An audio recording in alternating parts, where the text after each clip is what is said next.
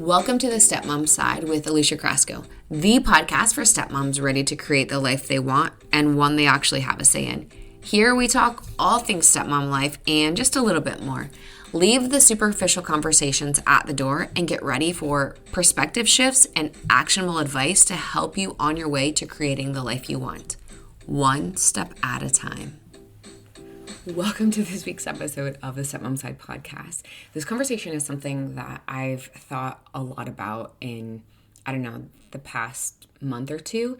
And I'm not trying to do like full-time stepmom versus part-time stepmom, or like one's better than the other, or one's worse than the other, or one's harder than the other, because overall, if you're a stepmom, you know that being a stepmom is so damn hard.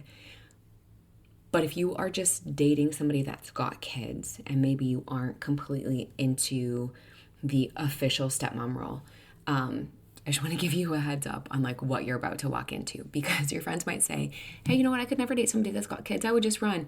That's really great advice, but that doesn't help me with anything.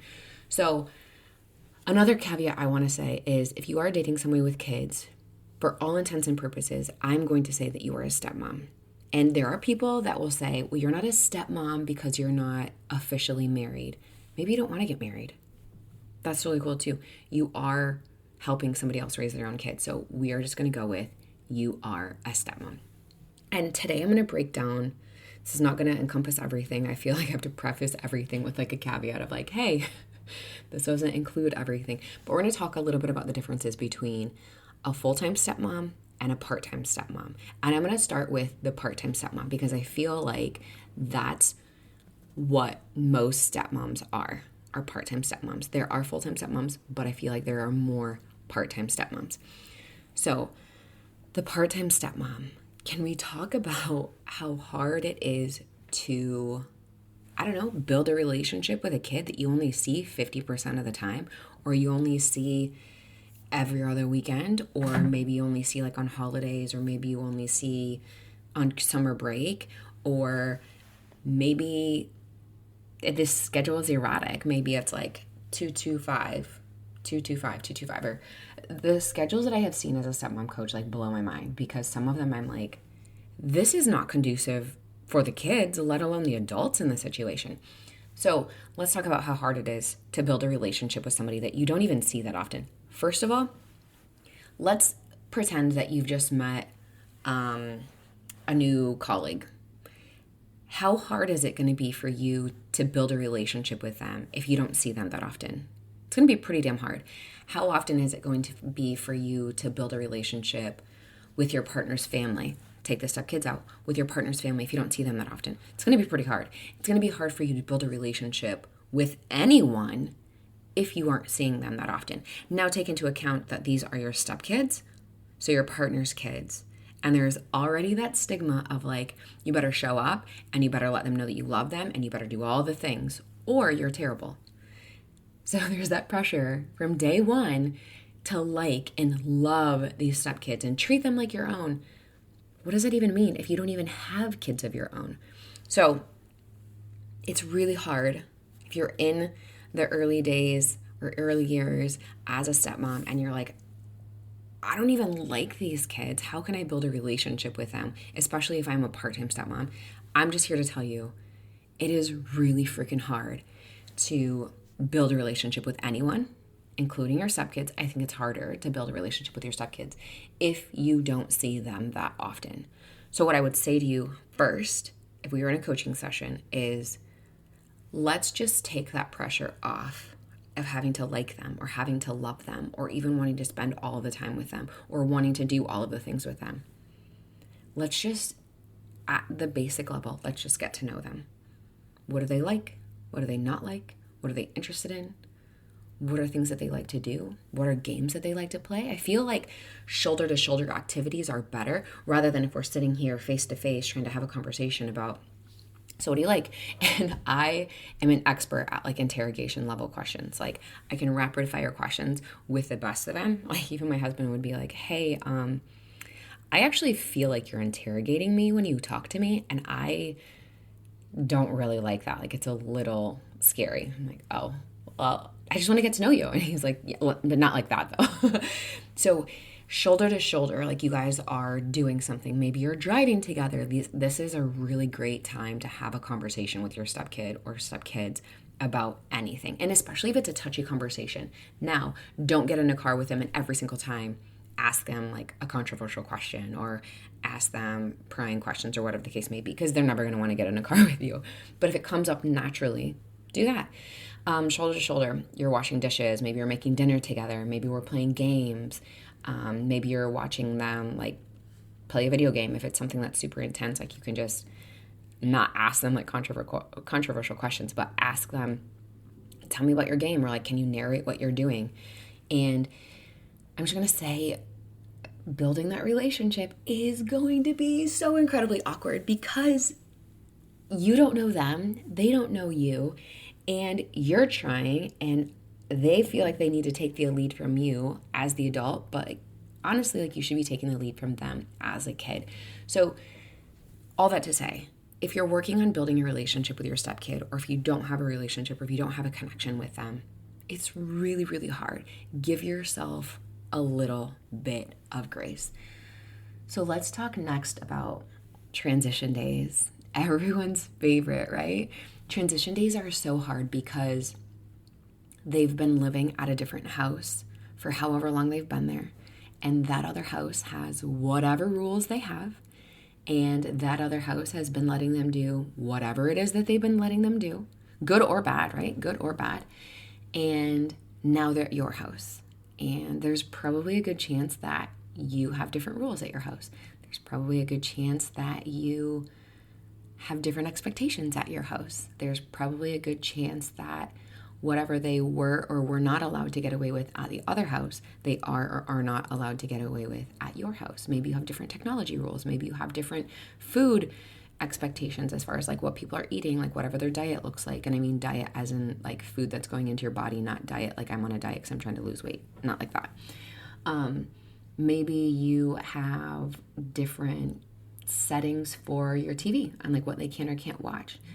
Maybe they're allowed to talk to their other parent a certain way and that's not allowed at your house. So there's so many different things factoring in on transition day.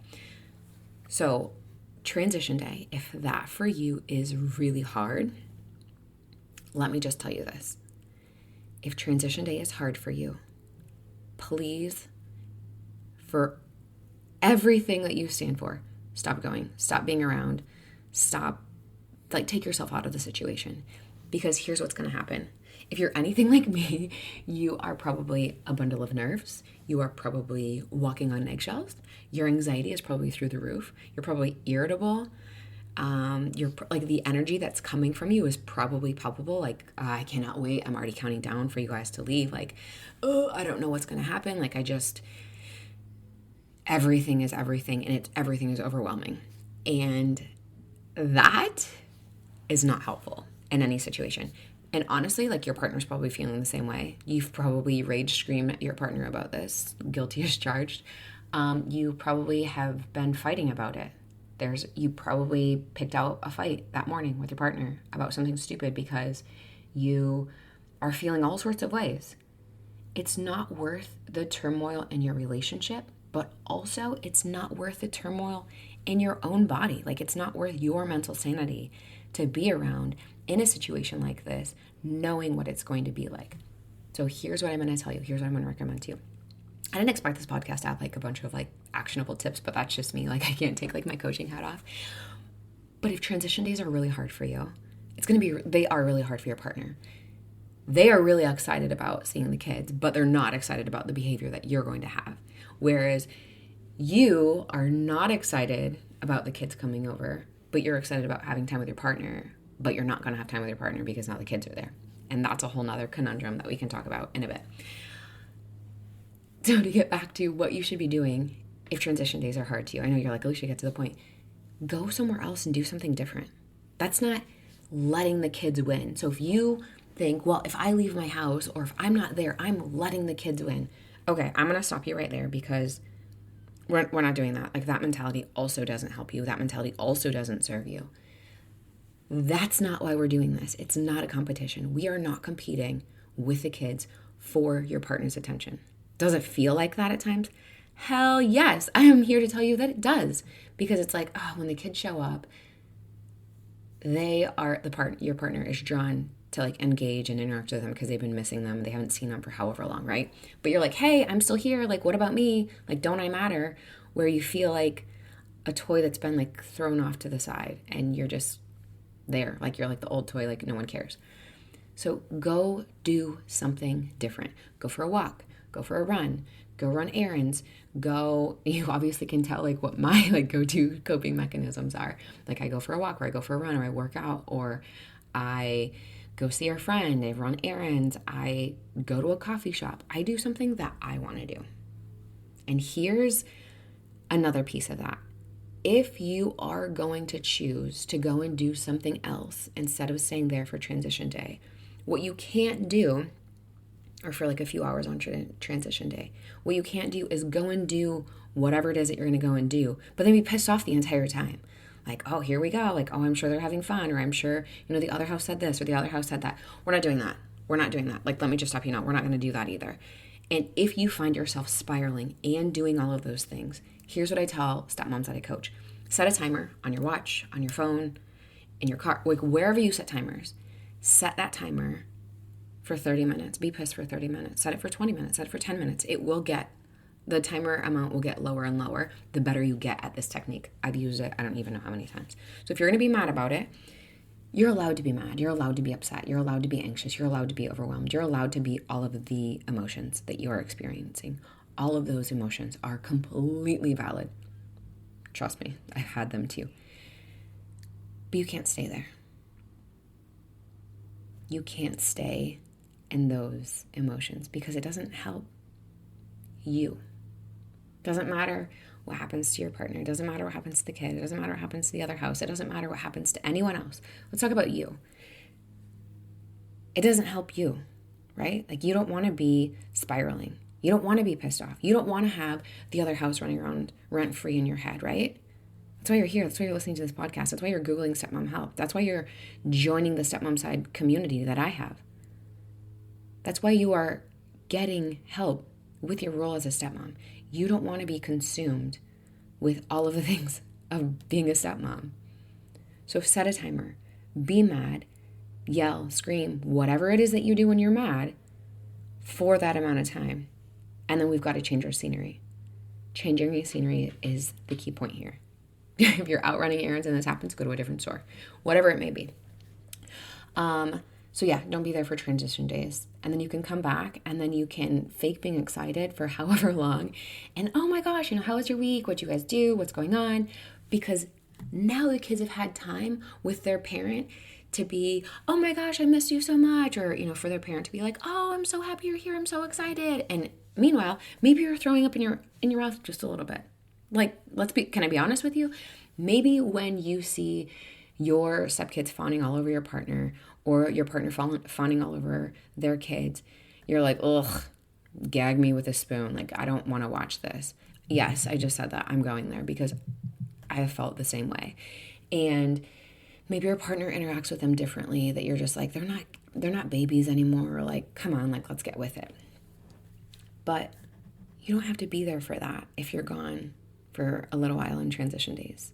And everyone can settle back in. Everyone can do their own thing.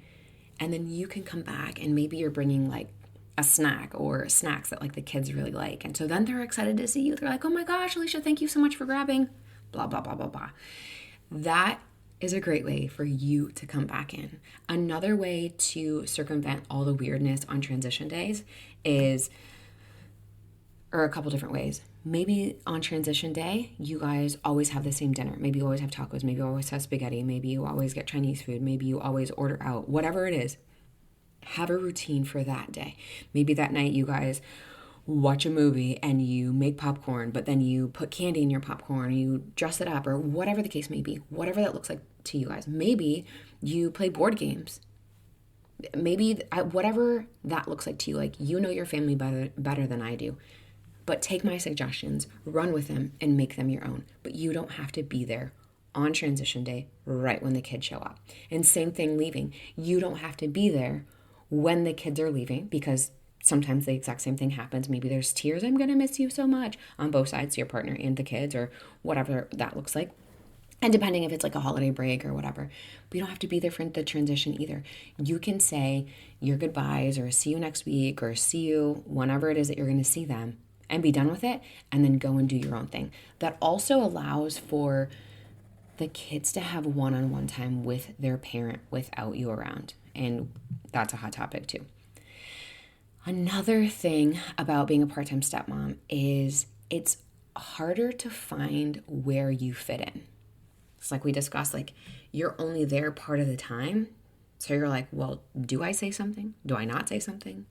My relationship with him isn't really that great.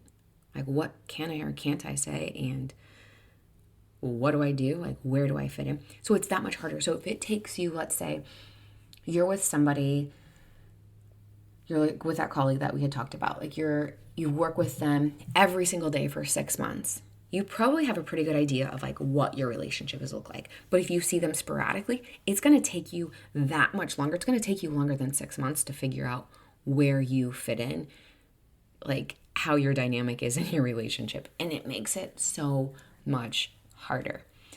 It also takes longer to establish boundaries because the kids aren't here that often, or they're not here that much, or they're not here for that long, or maybe it's only a few hours. And so this is where dad guilt comes in.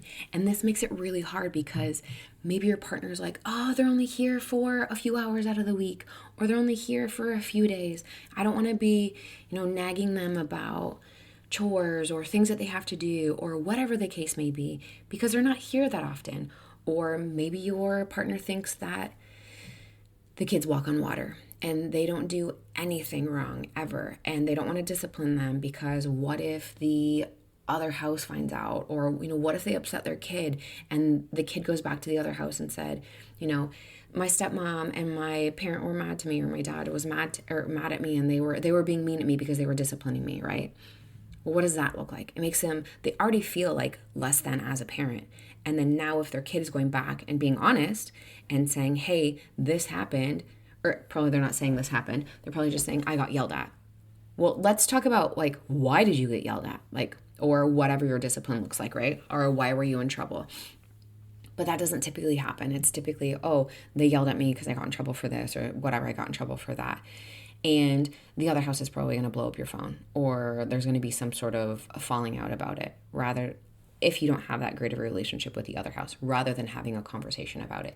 So what I tend to see happen with stepmoms that I coach is their partner has a lot of guilt because they're not around their kid all of the time, or they only have them for that short amount of time, or they only have them for very specific days out of the year. Would they like to have them longer? Yeah, absolutely. And would things be different if they had them for a longer amount of time? Probably. But that's not where we are right now. So what we're doing is we're addressing what's happening right now in your home. So if you're new as a stepmom and you see that your partner has a lot of parental guilt, just know with time that will probably get better. And here's how you can help them with that. You can help them by not being in their face about it. You can help them by being maybe a little bit more sensitive to it because they're struggling with seeing their kid half the time or part of the time. And when their kid does do something wrong, or when your stepkid does do something wrong, you can say, hey, you know what? Little Johnny did this. What would you like me to do going forward? Hey, little Susie did this. What would you like me to do going forward? Now, having said that, the next thing that I want to talk about that will make your life as a part-time stepmom and a full-time stepmom that much better are going to be house expectations. And if you've listened to the podcast or if you listened to anything that I've spoke on, you know that I've talked about house expectations. We did not set up house expectations until much later, and I wish that we would have had done them sooner. And our marriage counselor had told us that we should set up house expectations. And I was so excited about it because as the adult in this house, I was confused about what could or couldn't happen, what the kids could or couldn't do. Sometimes they got in trouble for things. Sometimes they didn't get in trouble for things. But the common denominator was me. Like if I was around, they were getting in trouble for it. But if I wasn't around, they weren't getting in trouble for it.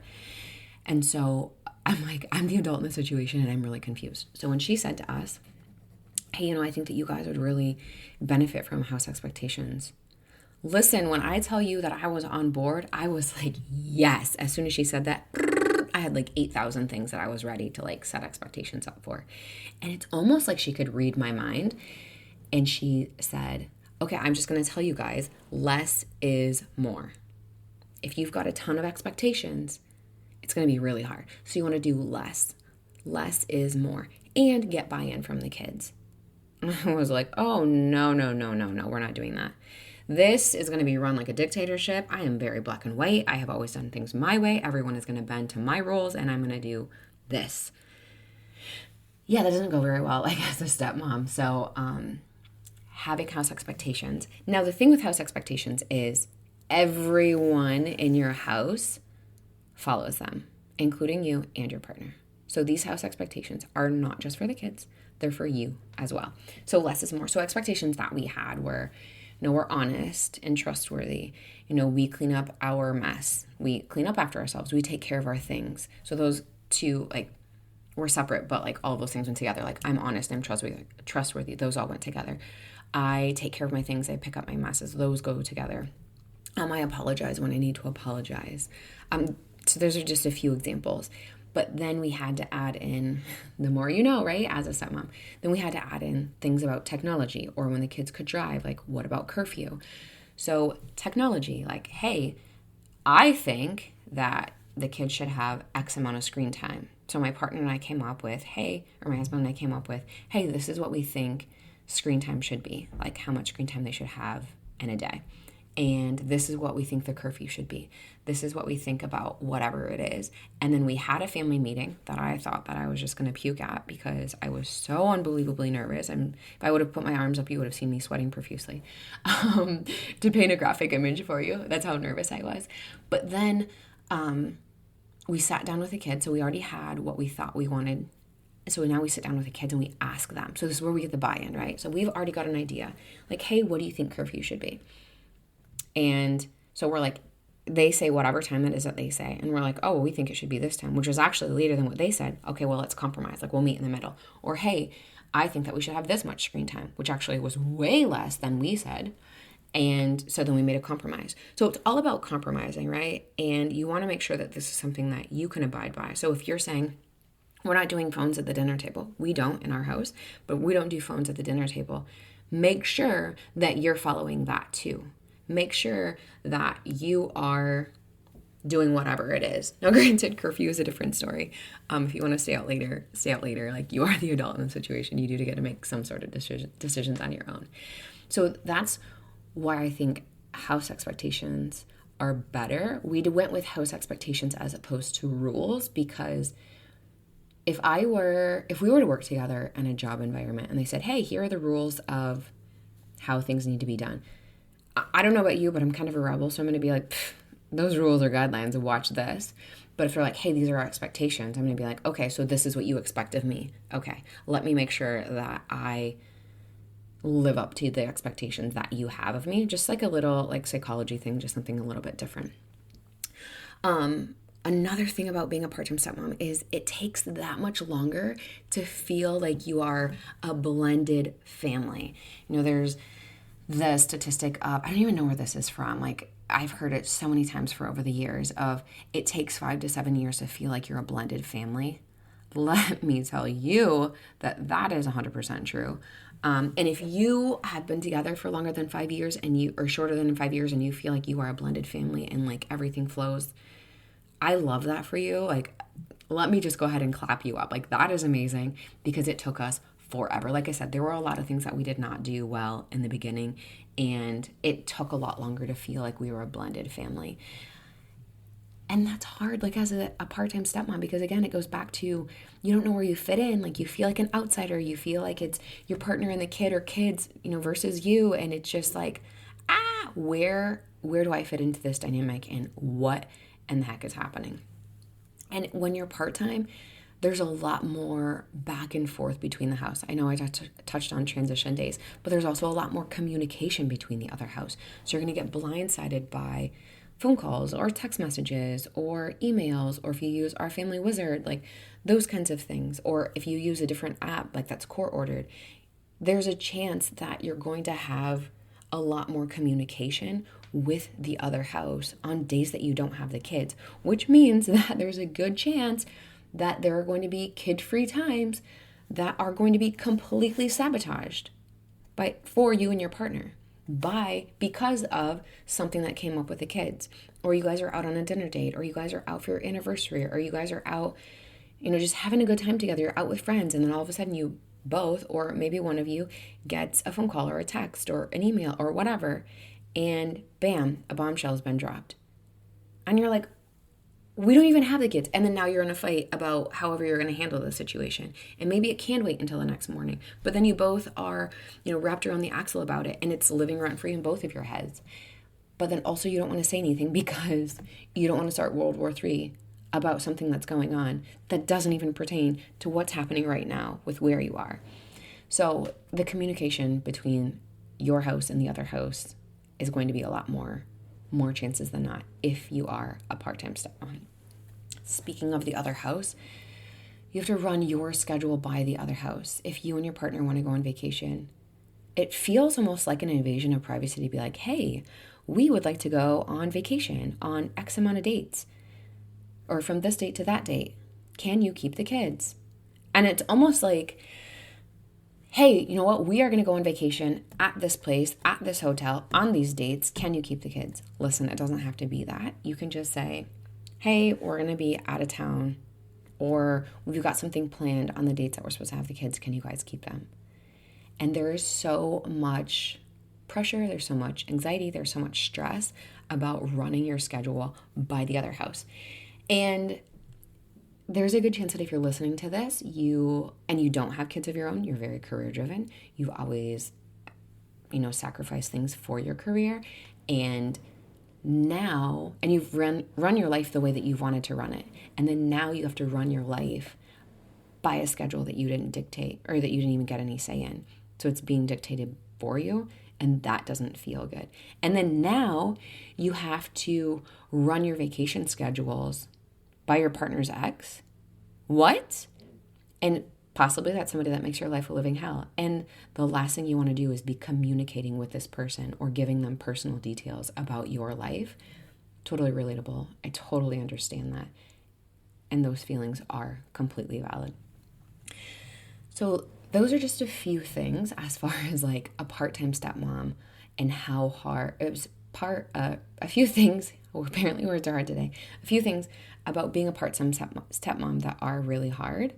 And I think that not a lot of people understand that. Like when you're a part-time stepmom, it's really, really hard because you've got these kids that come in and out of your house, and you're supposed to be making decisions, but you don't really have the authority to make certain decisions. And so you're kind of like, my hands are tied.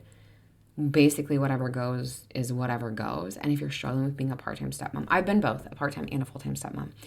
And if you're struggling with being a part-time stepmom, just know that I see you, I hear you, I know what you're going through, I know the emotions, I know that blind rage that you're feeling.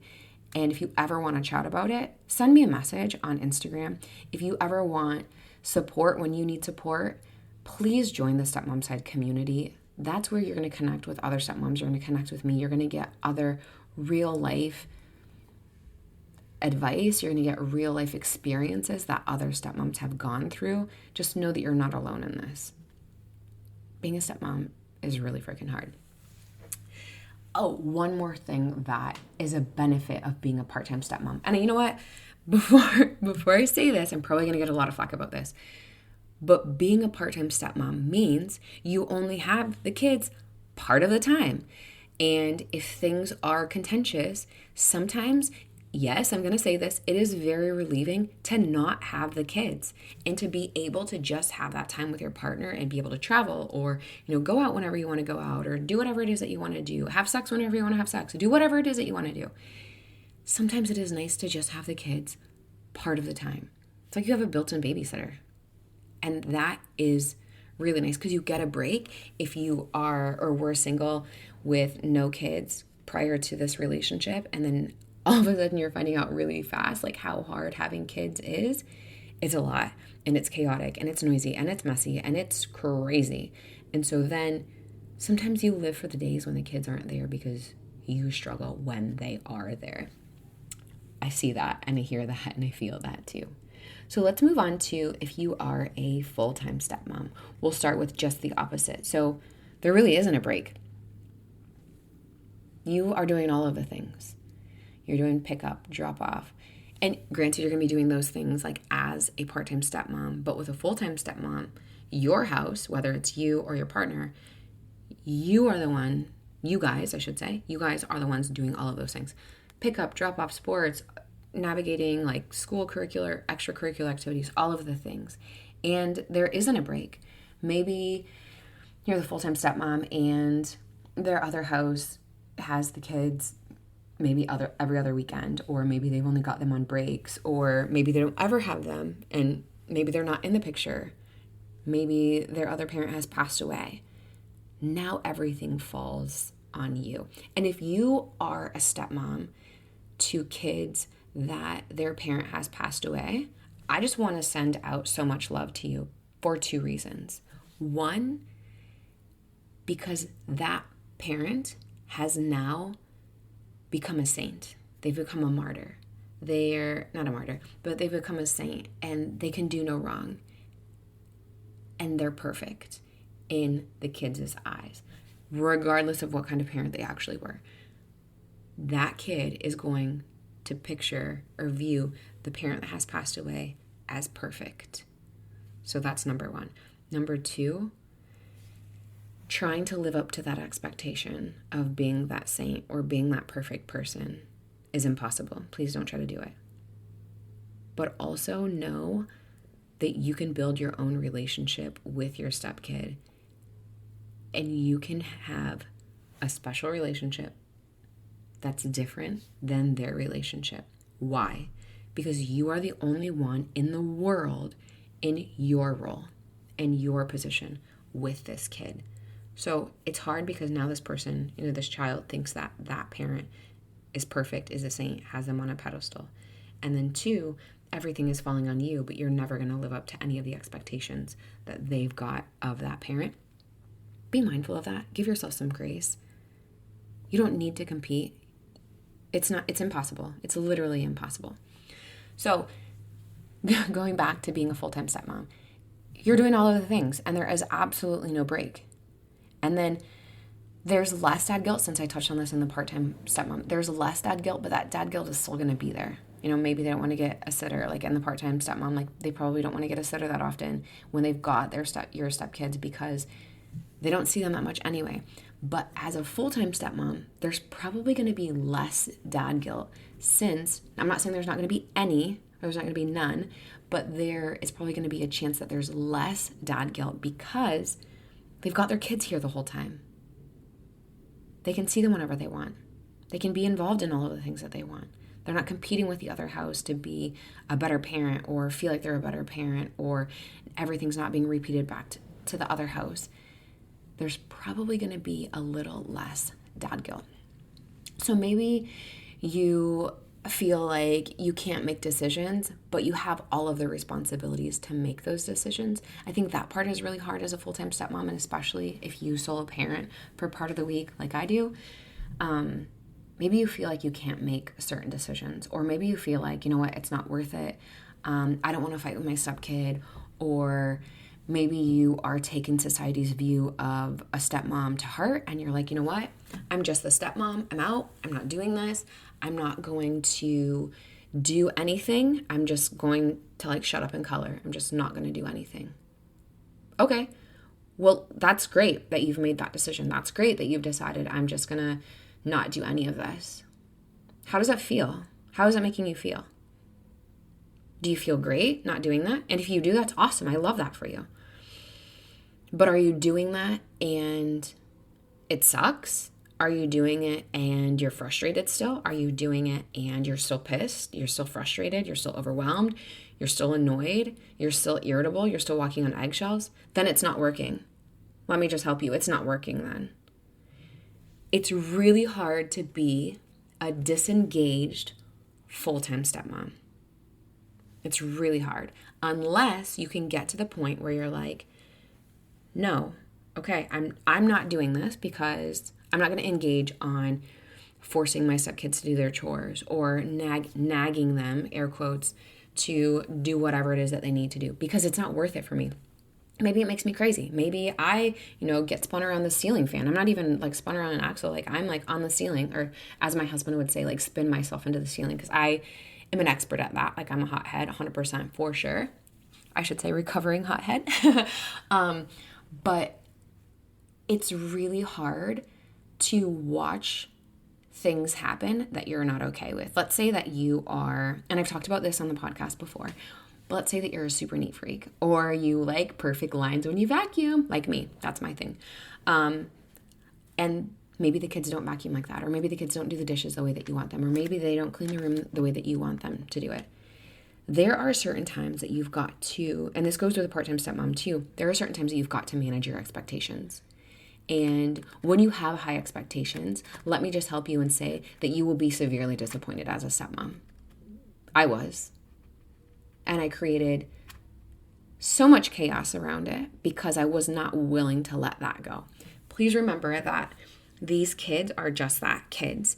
And so if your expectations are hard for you to hit, if your expectations are hard for you to complete, they're that much harder for children to do or for the kids to do. And you're going to set yourself up for failure. So manage your expectations. And if you want to make a change, you can go and say, hey, when I asked you to do this, here's how I would like you to do it. But what are you willing to compromise on? What are you willing to say, okay, this is what I would really have liked to have happen, but that's beyond this person's capability. I'm going to compromise and I'm going to meet them in the middle. And then this is what we're actually going to come out with. So just please manage your expectations. And if you decide that you're going to be out on making decisions, really be honest with yourself about how that feels or what your long-term goal is with doing that. Because if you can do it with love, if you can step out with love for yourself, it will work. But if you are stepping out to spite your partner or your stepkids, believe me when I say that it's going to blow up in your face. Just trust me on this one. So being a full-time stepmom, sometimes if the relationship is relatively decent, when you become a full-time stepmom, I feel like you can have that much of a closer relationship with your stepkids because you see them all the time. You know the nuances of their life. You know whatever it is that they're going through or whatever their life looks like. You are involved in every single thing. But then also, it can feel like you can't get away. If you are a full-time stepmom and your relationship with your stepkids is not good, not only are you not getting a break from all of the things of raising somebody else's kid, but you also can't get away. You also feel like, oh my gosh, like this is what I signed up for. And you feel like that as a part-time stepmom too. But with a full-time stepmom, the kids are in your house all of the time. And it's just like, when is this going to stop? When is this going to go away? When is this going to be different? I didn't sign up for this. And here's what I want to say about both things as a stepmom, or both parts of being a stepmom, full-time or part-time. No one, I promise you, no one knew what they were signing up for as a stepmom. Because if you did, or you had any idea, you probably would not have signed up for this.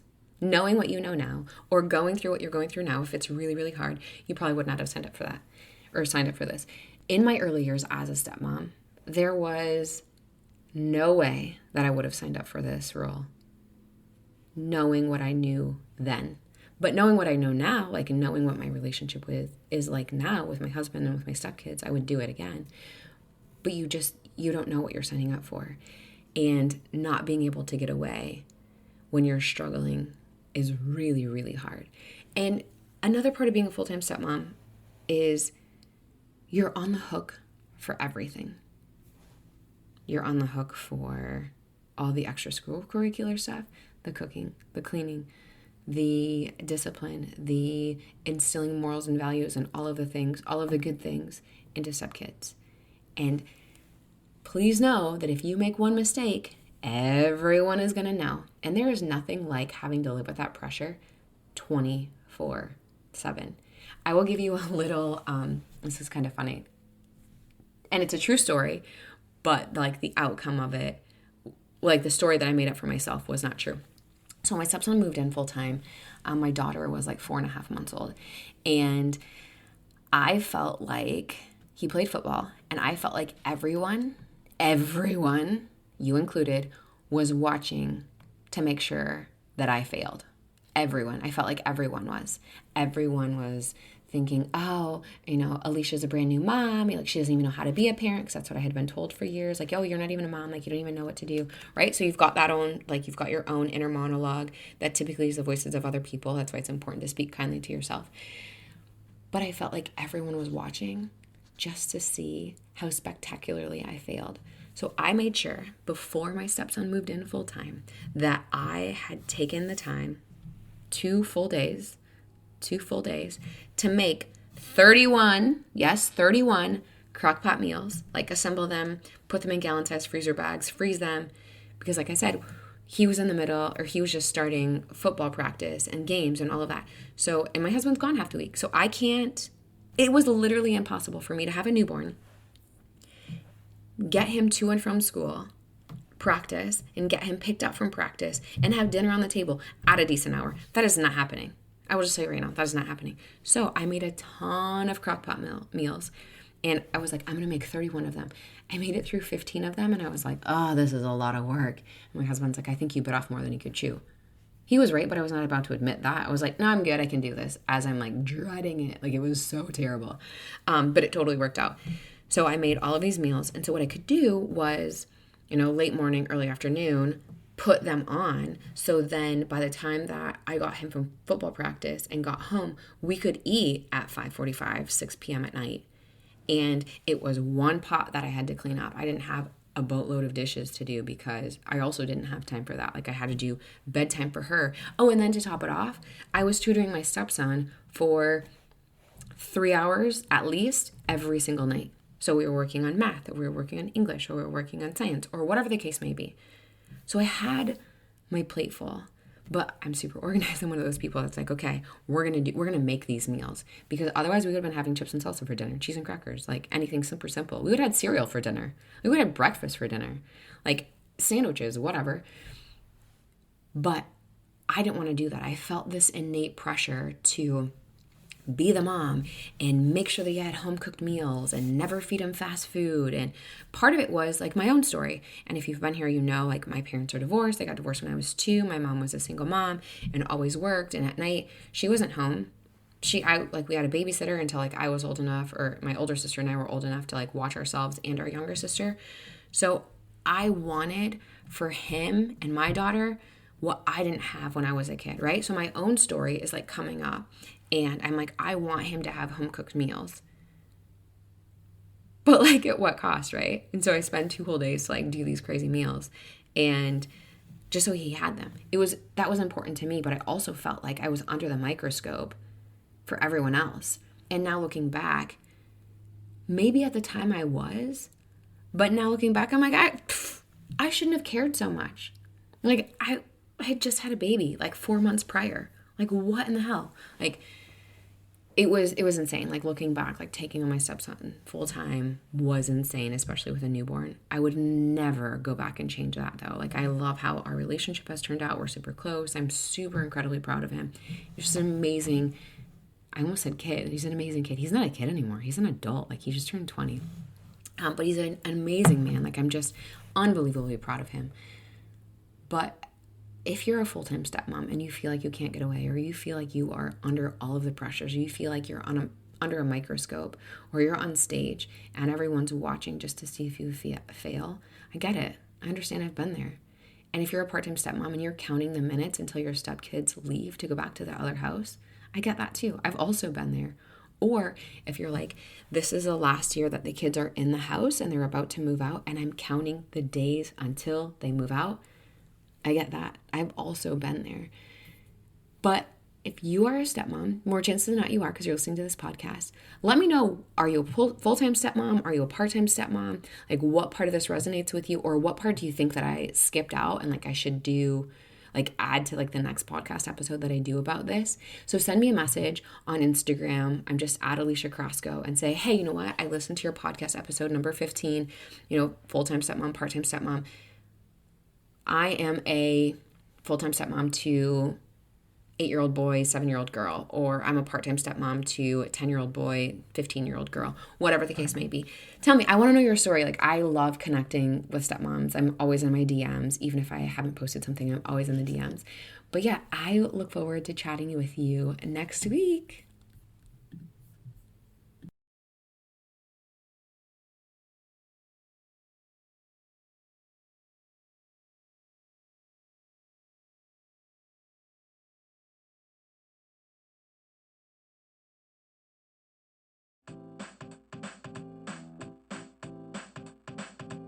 Thanks for taking time to listen to this week's episode. If anything was helpful or resonated with you, please share it on social media and tag me. I'm just at Alicia Crosco. And if you could leave a 5-star rating and a review while you're at it, that would also be really helpful. And if you find yourself struggling with your stepmom journey and you want a little bit more support without the hefty price tag of coaching, you might want to check out the Stepmom Side community, which is my own private community for stepmoms, where you get to connect with other stepmoms around the world and myself, where I hold weekly office hours and monthly group coaching. It's kind of like you have your own personal coach in your own back pocket. Again, without that hefty price tag. See you next week.